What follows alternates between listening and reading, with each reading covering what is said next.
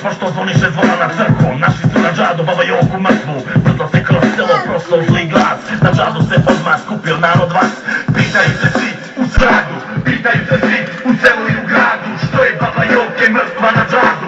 Nepovična baba Joke na sred džade leži, prisutnima suza teška već iz oka bježi. Čeda Jovovi želele, sad ću se objestit, što li se Joki mojoj miloj moglo desit. Baba Mari veli možda je neko vodkom klepio, da je nije slučajno i ipak strepio. Kovač Milo se zamišlja ruvati za bradu, koga nije Joku nego sprštio na džadu. Baš tada se rasprošala rasprava, podilo marke zastava, isto ga izađe pita što je bilo ođe. Sada njemu uciljeni Đede Jovo dođe. Neko mi je sprstio na džadu moju Joku, ko će sada jednome da mi čuva stoku. Što to reče, začudi se mi i stajat čudom, pa pomisli sam u tebe kako majko udo.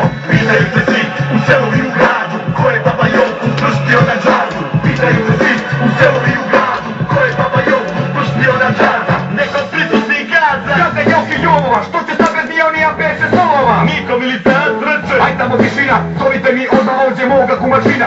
Sin moj doktor, hoće odmah reći, što li se to Joki našoj deci loveć. Ubrzaj doktor stigao ambulantnije pred rejcom, strašno brzinom kasaj najnovim belejcom. militarac se niko reče. Aj da rodo stupi, dovi moj pred koga po glavi ne lupi.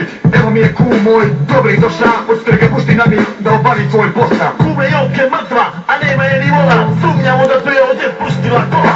Pitaju se svi u selu i u gradu, ko je baba Joku sprstio na džadu. Pitaju se svi u selu i u gradu, ko je baba Joku sprstio na džadu. Svevila se narod okolo što gleda, dženo Simo doktor mrtvu babu pregleda. Pa kad reče nema nijedne slonjene kosti, baba Mari reče najglas Bože mi oprosti.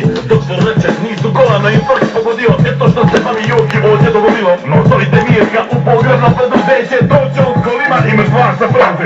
Malo kasnije stigao je s mrtvačkom mladom, sudi Mirko groba sa dugačkom bradom.